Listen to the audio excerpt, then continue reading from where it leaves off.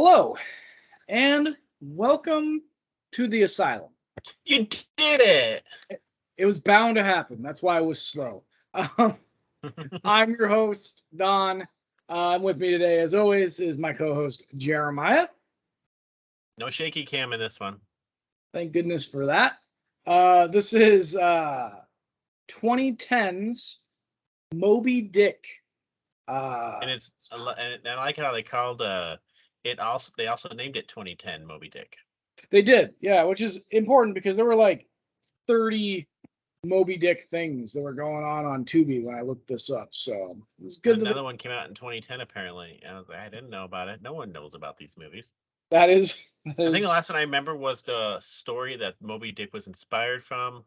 What's it called? In the Heart of the Sea. Yeah, that's also on Tubi. I own it. I'll watch it eventually. Yeah, Moby Dick. So this is another Asylum twist on a classic literature piece. Classic piece of literature. Though let me put this as twist. War of the Worlds, they literally tried making War of the Worlds. Didn't have the budget to do it. Modern, but didn't have the budget. Treasure Island. No. This one, they at least outright admit that they're modernizing Moby Dick. Yeah. Lots of submarines in this one, which I'm pretty sure you enjoyed the authenticity of seeing Virginia and Ohio class submarines on screen. Yes, I totally did. So this movie starts off in the 60s where the submarine is going and they hear blank. You can explain it as well. So they don't hear this whale coming. They just hear the absence of sound. Yeah. So they are 50 miles inside of Russian waters, which is literally impossible. For those of you who don't know, international waters starts 12 miles from any individual shore, with the exception of, according to China claims 100 miles outside of their shores is their water. But other than that, 12 nautical miles outside of shore. So if you were 50 miles within Russian waters, you would be like in a lake. You would be inside of Russia. Also, they were in the Arctic. So anyway, so they are, that put aside, they are tracking a new Yankee class Russian submarine, which, as clearly those existed, I didn't Google it to see if that was a real thing, but it's probably not. But they were looking for this new Russian submarine, and so when you are looking to track submarines, whether it's using a submarine to do it or using a surface craft to do it, you're looking for sound signatures.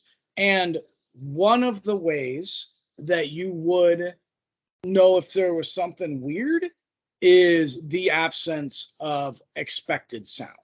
So submarines move through the water and they will cover up the sound of sea life that is underneath them. And so you can't actually find a submarine by the lack of sound.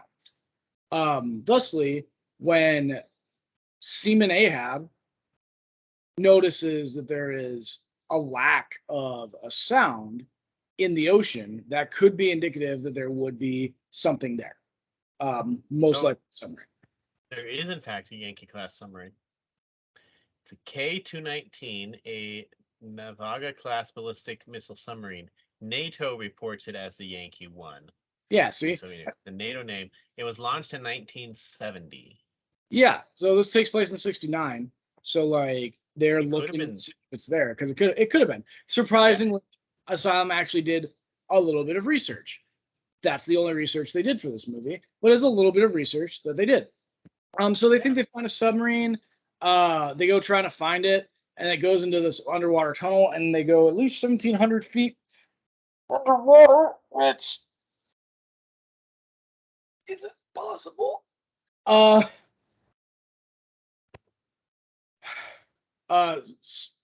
Soviet submarines can go that deep one time and never again. Also, isn't the Arctic like I thought Arctic wasn't Mariana Trench level deep, and so it's not as deep up there. Yeah. Anyway, submarines can't go that deep normally. It is 1,700 feet is really friggin' deep. You have to have a special submarine, like when James Cameron went to the bottom of the Mariana Trench, he had a special submarine just for him to go to the bottom, and they have to build specific submarines to do it. And one's that big, can't imagine they can handle the pressure that deep, right? It's not Well, consistently. every trying to remember the rule of thumb here. It's 100 feet is equal to I think it's 14 pounds per square inch of pressure. So that sounds right. So you're looking at whatever 14 times 7. No, that's not right. But basically, a submarine that size is not made to go that deep. It would be an absurd amount of pressure. Deep sea submarines are different beasts. Yeah, it would be an absurd amount of pressure to put onto that. But the more absurd part is this whale attacks this submarine, this giant whale that's like 500 feet long. Yeah. And then grabs it with its teeth and then sends it straight to the surface through the ice, depressurizing everyone. They do not all die. It's not like underwater. From underwater where they like pop and explode.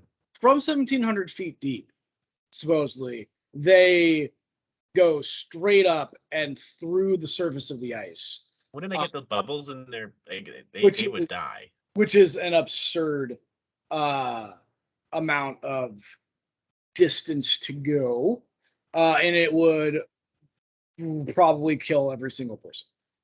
Don't like it's bad enough when you go like 40 feet too fast. Yeah, it's that distance at that speed would mess you up pretty bad. And I can't say with 100% certainty because I'm not a doctor, but it would probably kill you. But it didn't. We had at least 2 survivors: Seaman Ahab and Seaman Boomer, his buddy, and worked. And as this whale literally takes half the submarine underwater with it to eat. Yes, to eat the submarine. And takes his leg with it, and takes the other guy's arm with it. And Boomer's hand. Arm. Because clearly that's how this works. And there was a lot of blood at the beginning. Like, wow, that's a lot of blood for a movie that is not rated R. It's true. Yep. So then we fast forward to 2010, and Renee O'Connor, who is I only know her as Gabrielle from Xena Warrior Princess, so shout out to her for still being in stuff. Is a oceanographer of some studies sort. Whales communication. Yeah, something like that. Asylum really likes to have like very specialized biology science in there. They're always females. And they're always females. This is true.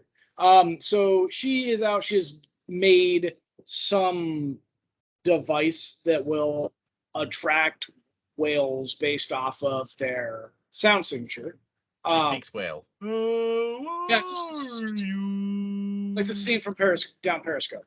But sure, I'll go to that reference. Yes. So Captain Ahab now, which makes also no sense. But Captain Ahab has a special Virginia-class submarine that he's able to design and build himself. Okay, so a unique, one-of-a-kind Virginia-class submarine called the Pequod, which yes is the boat in Moby Dick. As a seaman, he was enlisted in 1969. But now, he's a captain, which is not impossible, but very difficult when you clearly have PTSD and are clearly crazy. And then on top of that, he is based off of the one time he wears a collar device, he is a captain as in an 06 captain of a submarine, not the normal 05 captain of a submarine, which is really impressive, especially to do with clear PTSD and a missing limb.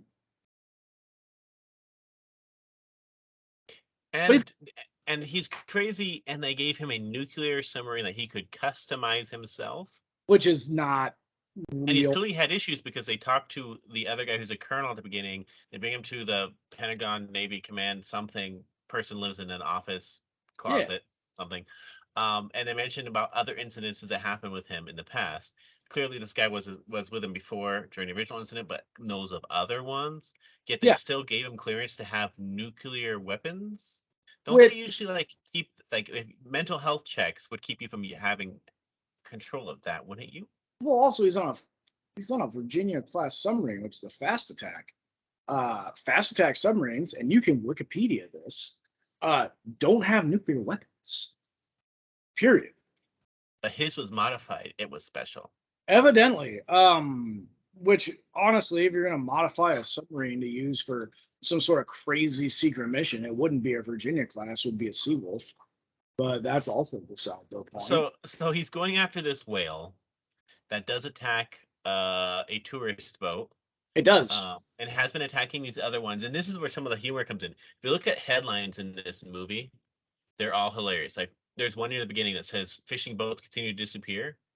But right below that article, like the sub headline says Spanish fiance of Chelsea footballer Derek Lambert has called off a 7-year relationship. Really? You couldn't even. And then one of them has security forces, but security is spelled SECUIRTY. So they have a wonderful, they check spelling all the time.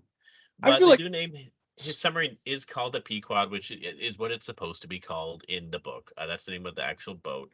So I'll forgive him that one, even though there's no way a Virginia class submarine will ever be called a Pequod, ever. Virginia class submarines are named after states, And it might be nicknamed a Pequod, with the exception of the John Warner is the only Virginia class submarine not named after a state. Is he the designer of it? Is he the designer? No, of the... he was just an important politician for submarine history. Okay. Our submarines for Navy history. So for those of you who don't know, submarines all fit into like a specific naming motif, right? So we have states, cities, and we used to name them after fish, which was way cooler than naming them after a state, but that's beside the point. So let's name them all the Nautilus. Yeah. So starting with the 688s, Trident, LA class submarines, they were named after cities. And then we created what's called a boomer, which is a ballistic missile submarine. And at that point, we started naming them after states, with a couple of exceptions. But for the most part, they're named after states. They occasionally get named after either extremely important to naval history politicians or just kind of really important people. The 41 for Freedom, which was the old boomers, were all named after founding fathers for the most part. So it's kind of cool stuff. But there would not let be. me talk about this submarine for a second. So this Navy command sends this colonel to go after him because he knows him and wants him to stop. But before the colonel can even get there, because the colonel goes and immediately goes to like Marine One to get a aircraft. Clearly has clearance, probably Pentagon clearance, I'm guessing. Makes sense. To just commandeer it and go. But before he gets there, the Navy basically puts a kill order on the Pequod because they say it's sinking like the tourist craft that was sunk in the beginning. The tourist craft, which was not blown up, it was broken in half and eaten, which you can clearly see when you look at these things. As we know, even Asylum knows you can check for bite marks on things, and you know how they go down. And which is actually a submarine, unless he's ramming it like the Nautilus, which he did not do. Why would you think that submarine did that? Or at least other ones all around the world think the Pequod took them out. Why would they think that's not how submarines kill things? Yeah, they essentially blamed everything that was going on the everything that Moby Dick was doing. They blamed on the Pequod essentially. Now they could have just said the guy is crazy and gone on with that, but then they send the guy is tracking what he thinks is the whale, and an Ohio class submarine, which I found out is like twice the size of a Virginia class. It's a big boy. Roughly. Comes and shoots a torpedo at this giant whale that's like 500 feet long, which they have pictures of and so on, which I don't understand. If he has pictures of it, he's clearly sent that to command. So they clearly know there is a freaking giant whale out there. Because aren't those like stored somewhere? Wouldn't those have been sent into command in a report? Yes, If absolutely. he has them, it would have definitely been reported. And Yes. so they definitely know something is out there. Yes. And this Ohio class submarine shoots torpedoes. Somehow the torpedo how do torpedoes track things? Sound for the most part. It really depends. Depends upon the type of torpedo that you're So a using. 500-foot whale would not make any noise, and a torpedo would miss it Evidently, according to this movie. because they But hit PT boats with torpedoes. You don't. yes. So the way torpedoes for the most part work is you launch them, and whilst they are going underwater, they have you can read this is on Wikipedia, by the way. They have what's called a trailing line. That trailing line prevents the torpedo from locking onto a target or blowing up until the trailing line is cut. And then whilst it is after that trailing line is cut, it locks on to whatever the target is, and then it goes toward it based off of a sound signature. So it's going to go toward whatever's making the sound at that point in time, and then if something else pops up and starts making sound, it might change its trajectory. They also have they are prevented from being able to turn around, because if they were to turn around, they could collide with the submarine that shot them, and that's how we lost 2 submarines during World War II. So that's But not. that's what this one does. Is the torpedo? So this torpedo goes, misses the whale, turns around, comes back and hits this Ohio class submarine. The submarine explodes clearly because the torpedo hit it. It leaks, pressure pops it like a grape. Whale leaves. Then the Pequod comes and sees all these floating bodies, which are marvelously well preserved, and there's no sharks or anything over there. No sea life, nothing, and underwater they just look like normal people floating around. No Um, and clearly clearly they think he took him out. I'm pretty sure they can check ballistics because I don't think all submarines use the same weapon. But well, and so they send out an even bigger kill order and have a helicopter. That's an Osprey. No, it's a helicopter. That was a helicopter. Communicates with the submarine. Can a helicopter actually communicate with a submarine like that if they don't know where he is?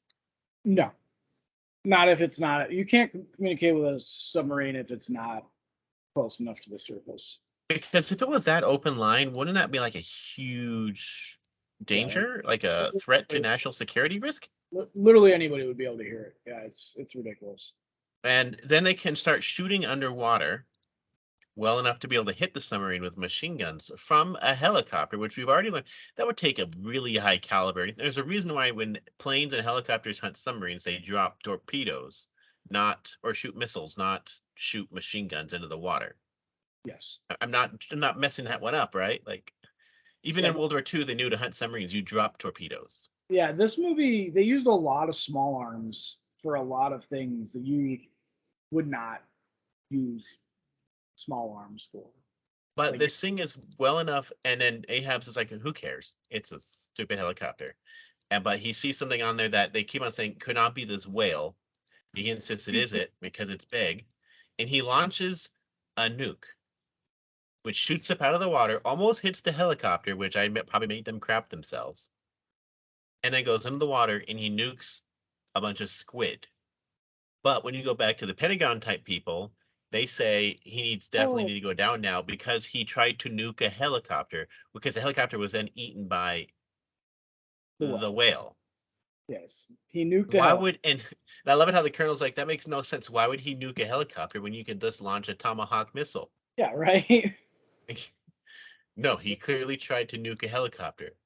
You would notice if he nuked a helicopter, it would explode above the water, not below the water. Also, why is he nuking? Why was he trying to nuke a whale? Well, I guess he's crazy. He is crazy. This is true. There is no arguing that he is insane. But now everyone's out to kill him. The colonel finally finds him and gets in the boat because the plane he's on also gets hit by the whale, the Osprey. Yeah, that's an osprey, right? It's hit I think so. I'm not. by I'm the not. whale.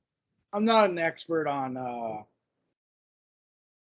I just know when they land at the airport near me, they're extremely loud, and they always land at like 2 a.m. and it's annoying.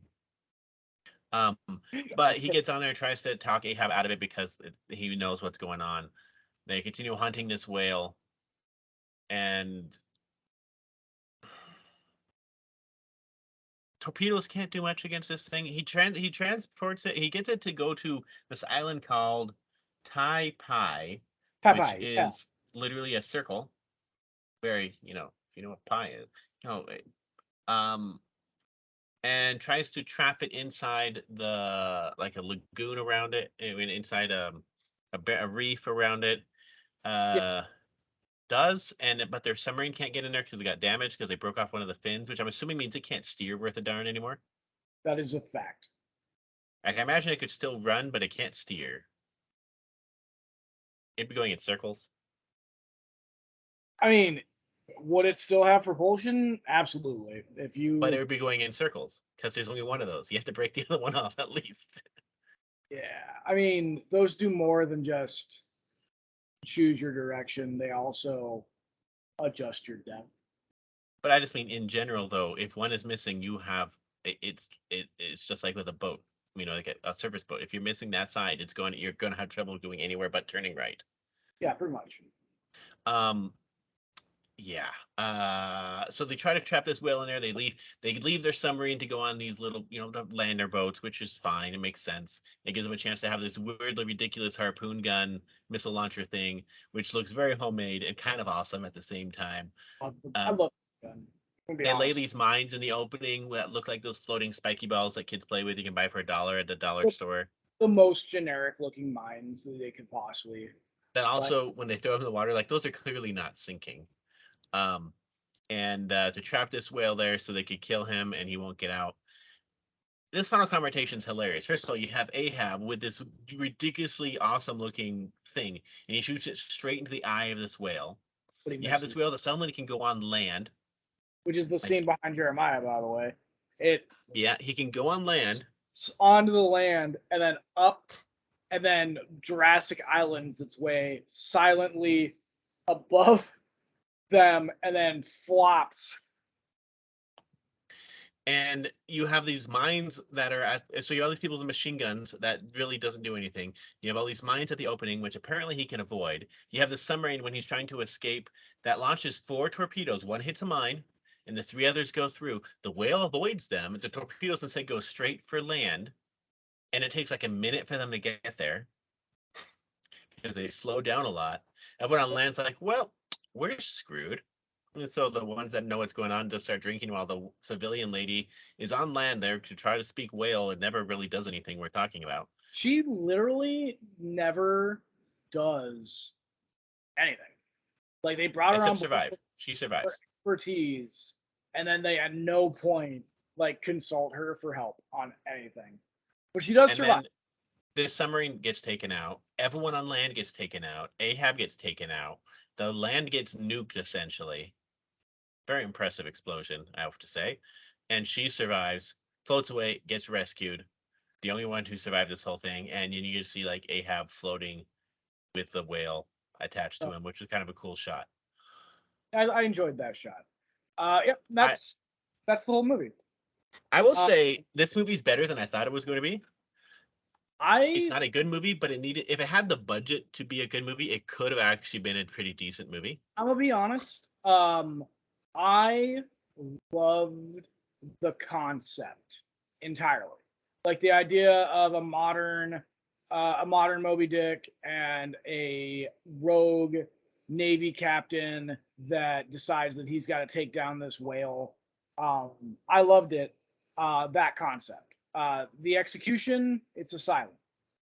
Yeah, the submarines look very bad. Well, they're all CGI. The submarines are CGI. The whale CGI. And they look pretty bad. The sets look pretty bad. Also, the submarine controls are hilarious. Like some of them look like bricks.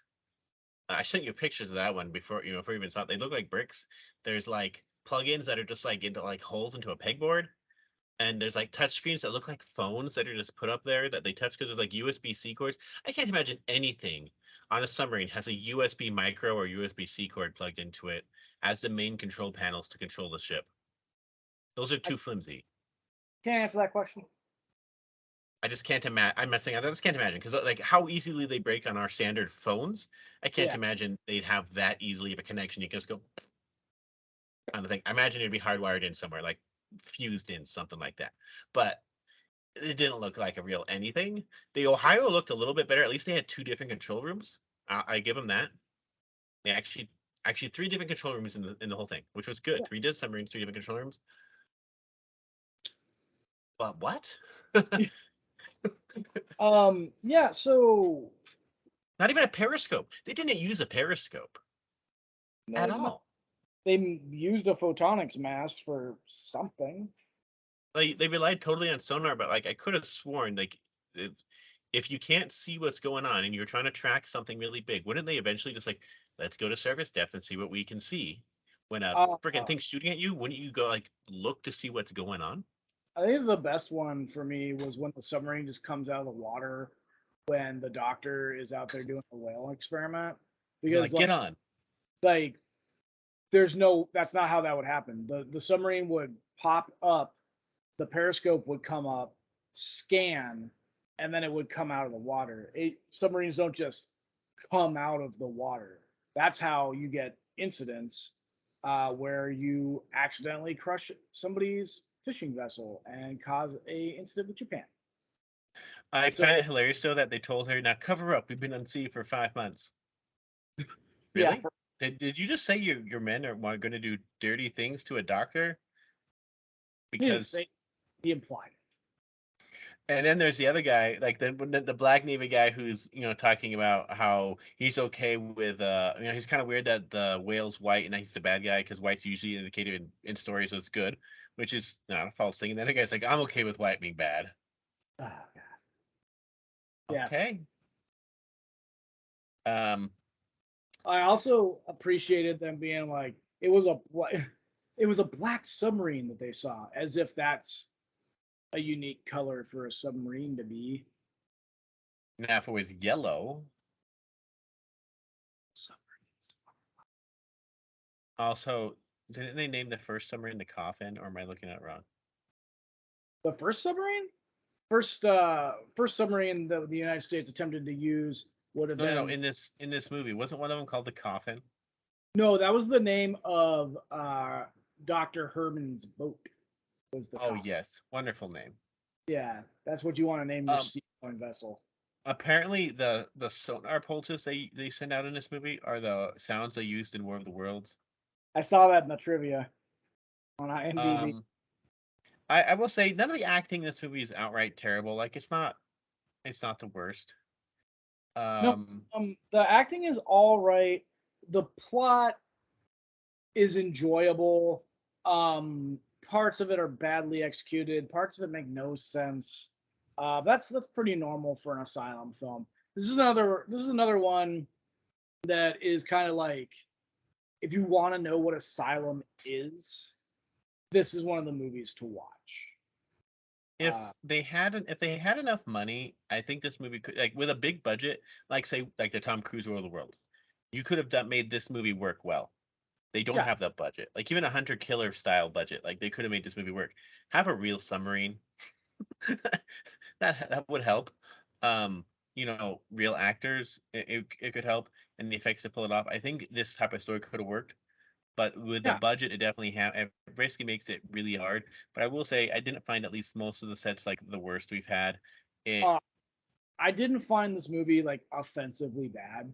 Like the last 2-3 movies we've watched were just upsetting.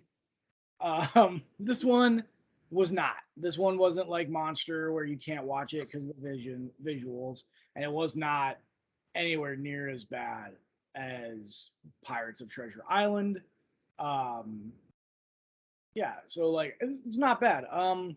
Trying to think of what I will say though, there's something I did bring up to you.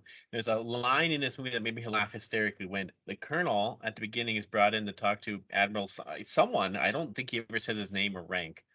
and he's wearing like hunting fatigues or like army surplus fatigues. I'm not sure an admiral would actually be wearing that. And if it was a rogue nuclear submarine, you would definitely have the Pentagon there and the president there involved because this is a nuclear DEFCON type thing. You would be in the like what do they call it? The situation, the danger, whatever it's called. There would definitely be certain members of the cabinet separated in other locations, and you would have a lot of top brass tracking this thing because that is a nuclear submarine, and especially after you launch the first nuke. You would most definitely near the U.S. You would most definitely have DEFCON 2 or 3. Probably, yeah. Yeah, the president would 100% be involved if you put out a kill order on a nuclear vessel. And you would definitely have other countries involved because he launched a nuke, and they most definitely notice when a nuke goes off in the ocean. They might not be hunting it, but they will most definitely be involved, or at least aware, especially Russian ones. Yeah, definitely. But yeah, so But I I was saying that the captain, they have him talk, and all of a sudden his voice changes for like 2 or 3 lines of dialogue, and you go, "What the heck just happened? yeah. Why did his voice change?" I think they just re-recorded something and they couldn't make it match. Oh, there is a funny shot at the beginning when you see the tourist boat like looking at the whales, and like, oh, that one's gonna breach. That one's gonna be. It's gonna be a full breach. It's gonna be awesome. Then you see this whale like launching out of the water in the most like unnatural way, and you're like, oh, okay. And then like the mosasaur slash sperm whale, mosasaur, whatever they want to call it, jumps out and eats it. But it's like that thing was not a natural way of moving. Um, Like somebody just yeeted it out of the water. Like, yeah, and also Ahab like said he has to kill the whale with something that's hurt it they come before, into contact with. and so like his first weapon definitely missed it. His harpoon he used earlier when he was dragging it, and his second one he like cut himself with. Like, dude, that's how you get tetanus. That is 100% how you prove to your entire crew that you're crazy. Um, 100. yeah, yeah. He is most definitely crazy, but I will say I'm not against the concept, and I think the effects they pulled off better than most other ones. I think it helped that they were in like very few locations. I think the only location that really bothered me was the quote unquote Pentagon office because The, it made no sense on why the heck that why. the effects were higher tier for Asylum. Like not they weren't fantastic, but they were up there. They're definitely better than some of the effects we have seen before. For example, the moving in unison gators and snakes in or the mega python or mega piranha uh special effects, like definitely better than those special effects. I would put this is watchable. It's not great, but it's not like an immediate like stink bomb. It's watchable if you've got the time, but I wouldn't put it up there. I would put it. I'm trying to think of what we have in the middle ground. I would put it above. I put it right above Bigfoot. Yeah, that's what I was about to say. I would put it above Bigfoot. I liked Mega Python versus Gatoroid better, for sure. I put it right above Bigfoot. More watchable than Bigfoot, for sure. Blip blip bloop. Hey, And you're back in focus. Okay, so let's share the picker wheel. If you didn't see any images before, we found out that my thing apparently had to update and erase everything that I had saved. So yeah, let's see what the picker wheel gives us this time, and if it even exists as an ability to be watched. Wheel of Asylum. Turn, turn, turn. Tell us the movie. The we will burn. Corpses are forever. What? Let's see what this is.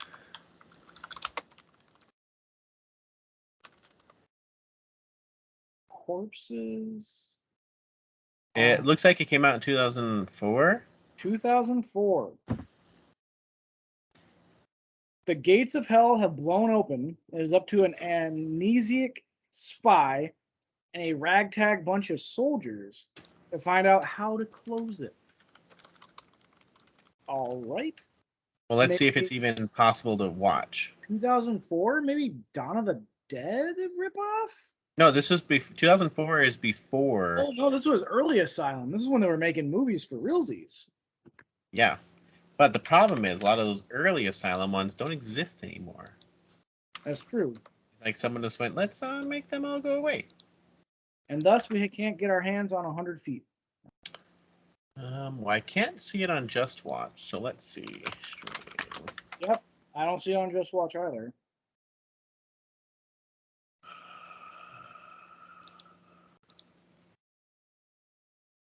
Hulu. Nope, only in NZ. I don't see it on Amazon. You can buy it on DVD.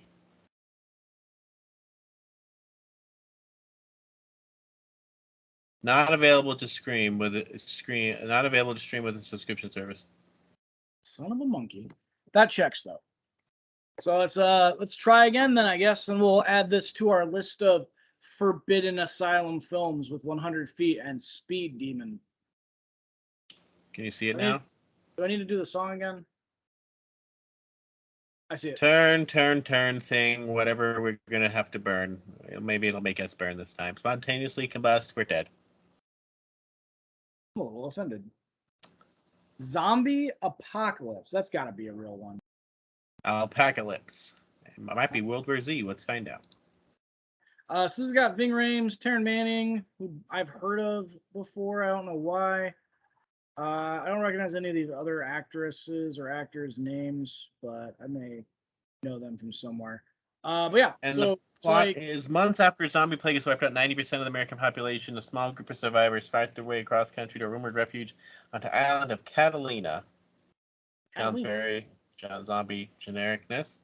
And let's see what it, while we're looking at it, what is it, Walking, there's a character called Kirkman for Walking Dead. I guess Walking Dead? I thought they made a whole TV show because they did make Z Nation. But okay, Zombie Apocalypse, here we go. I would have thought World War Z, but I don't remember when World War Z came 2013. out. Yeah, so this would have before that? Yep, 2 years before that. I don't know. Well, and it's a director we haven't had yet in Asylum, so. And it's got Ving Rhames, which is always nice. The director of Bermuda Tentacles. Oh, which Jeremiah is very excited for us to watch Bermuda Tentacles. Me personally, Amityville Haunting is my next go for. Now that we have seen the greatness that was Avengers Grimm, I want to see Amityville Haunting real bad. I love Amityville movies. I've got a 20 movie backlog I got to work on, and that one's on there. So, on that note, that. bye. Okay, thanks. Bye.